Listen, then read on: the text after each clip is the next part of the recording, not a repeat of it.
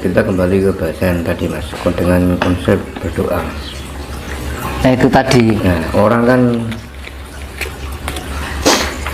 sekarang kebanyakan mas, orang berdoa, orang mengingat sang pencipta itu kan karena hanya punya keinginan, tujuan, bahkan mengalami kesulitan.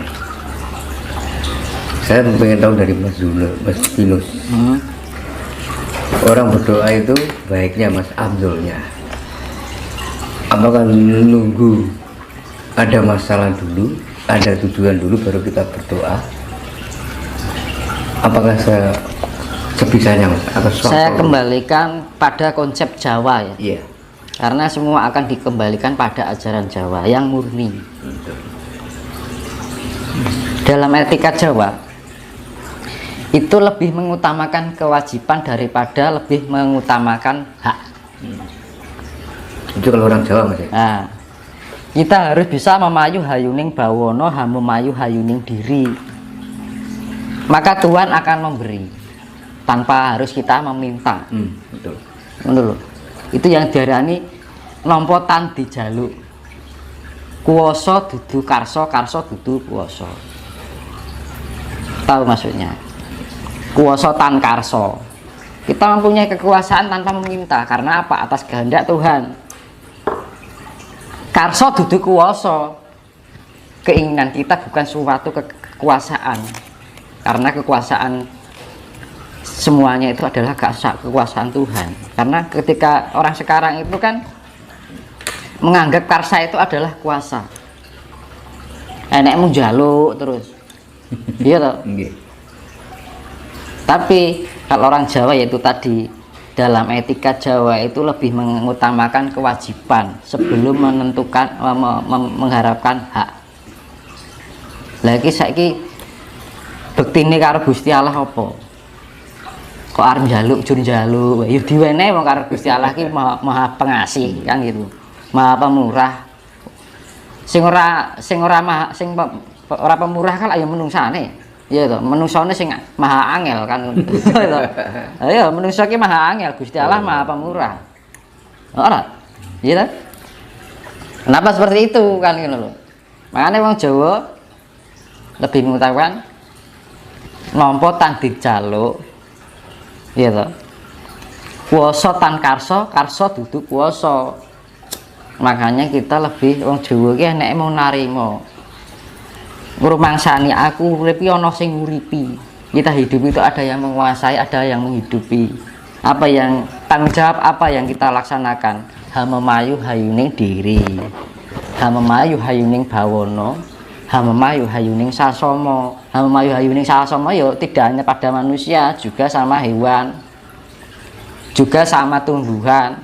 Semua apapun yang diciptakan oleh alam semesta ini, termasuk air, tanah, api, angin, angkasa, langit. Kalau nggak ada langit kita mau tinggal di mana? Nggak iso toh, bumi arep manggon ning ndi nek langit kan ngono.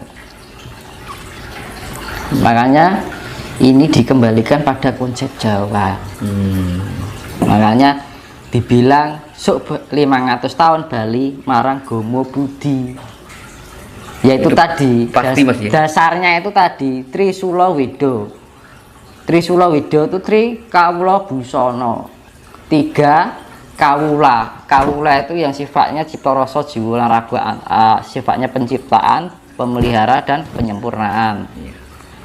Busana itu sebagai sanda busana kita. Ageman. Ini diarani agama lak busana gitu, Mas. Betul, Mas.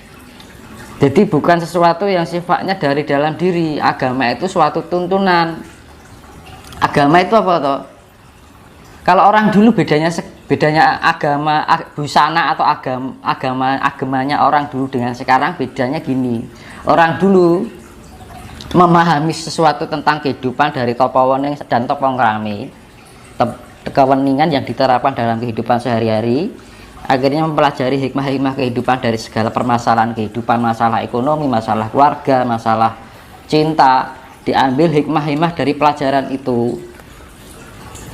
untuk dijadikan sebuah tuntunan hidup dari proses pembelajaran hidup, proses analisa dari perjalanan hidup, proses waktu, akhirnya menjadi suatu ajaran untuk pemeliharaan diri yang disebut ageman. Iya toh, sandangan, busono itu agamanya orang dahulu seperti itu. Tapi kalau zaman sekarang yang namanya agama itu suatu penemuan atau pengetahuan dari leluhur dahulu yang mengolah rasa akhirnya jadi suatu pemahaman untuk anak turun sekarang yang sifatnya instan. Misalkan ada kitab nih, kita belajar ini ayat ini isinya ini, ayat ini isinya ini, dipelajari karena hanya teori, gak ngerti prakteknya. Akhirnya apa terjadi? Salah penerimaan maksud dari siloka-siloka yang ada dalam kitab itu. Kitab itu sebenarnya tidak ada yang salah. Yang salah itu yang mengartikan, loh. Semua kita baik, mengajarkan tentang kebaikan, cuman yang menerima ini dibelokkan. Nah itu loh. Terus akhirnya disebar-sebar ke estafet. Ini disebar ke ini, isi ngajar ke keliru, diajar ke berikutnya, semakin keliru tambah keliru. Gitu, akhirnya membudidaya. Iya. Sampai sekarang akhirnya timbullah kehancuran dunia.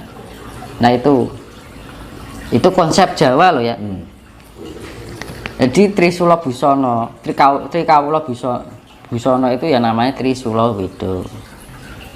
Itu konsep-konsep yang namanya penciptaan, pemeliharaan, penyempurnaan ilmu sangkan paraning dumadi yang pernah saya bilang dahulu. Jadi ajaran yang akan terwujud di dalam peradaban baru itu adalah ajaran Trikawula Busono, Trisula Weda, yang mengarah pada ajaran budi pekerti luhur. Disebutnya budi, yang namanya budi itu adalah perbuatan yang penuh kasih sayang. Luhur itu kemuliaan, gitu. Perbuatan yang sifatnya mulia, sifatnya memberikan suatu keindahan, kedamaian, itu kan mulia, ya kan. Kasih sayang juga. Nah itu. Tapi sekarang udah lari semua dari budaya-budaya seperti itu. Neng kenapa wong Jawa ngilang-ngilangke Jawane, malah sing diakoni ajaran bukan dari Jawa malah diterima. Tapi ajaran yang bener-bener luhur ora dicerminkan bahwa ini merupakan agama yang ada di Nusantara ini. Tapi makanya iki lho sing arep ditagih Mas. Sabda Palon nagih janji itu sing ditagih iki Mas. Oh, berarti isinya Sabda Palon nagih janji itu ajaran budi luhur ini Mas. Menagih ajarannya itu. Tapi berdampaknya nih alam. Karena berdampak alam itu apa? Pembersihan. Penetralisir, pemurnian kembali agar orang itu karena gini. Untuk menarik mindset yang sudah terdoktrin itu, alam melakukan pergerakan yang pengaruhi energi-energi dalam fisik dan non fisik setiap manusia. Karena manusia ini terlalu mendominasi semua makhluk yang ada di bumi ini. Akhirnya rusak gitu. Nah itu kenapa aku dari dulu itu bertanya-tanya, ngapa ya ajaran agama kok ora disebutkan ini ajaran atau agama di bangsa Indonesia ini. Nah enak aku KTP ku status agama kejawen. Keren Mas ya. Oh iya. Agama kejawen. Nah. Kenapa dari Indonesia zaman didirikan Republik Indonesia ini, kenapa Jawa kok tidak dicantumkan sebagai agama? Itu loh, kok orang terpikir tekan semono.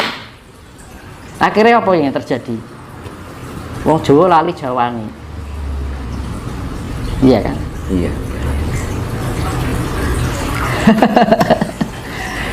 Nah, itu kayak itu akibatnya, dampak-dampaknya seperti ini. Terus ya terjadi itu akhirnya dampak yaitu tadi akhirnya timbul kayak imperialisme, kapitalisme, ya toh, individualisme, terus dan macam itunya kan karena manusia tidak mempunyai dasar Jawa. Nek wong di dasar Jawa orang bakal kena pengaruh imperialisme, individualisme karena di dalam ajaran ajaran Jawa menuntun tepo salira, lembah mana, slumat slumen slamet, alon-alon waton kelakon. Saiki budaya wis ra enek, Mas. Enggak ada sekarang. Zaman saiki ya apa jenenge? Kalah dhisik ya ajur, kan ngono lho. Alon zaman saiki alon-alon ra entuk apa-apa kan ngono. Iya toh? Dari segi itu aja sudah lepas. Ini loh sing arep ditagih karo yang Sabdo Palon gitu. Keluhuran budine ning ngendi? Kan gitu loh. Saiki nyembah banyu, manembah banyu dianggap musyrik. Dikira nyembah berhala. Manembah ning wit dianggap berhala. Diarani sirik. Diajaki sirik. Itu loh. Ya, ini bukan itu.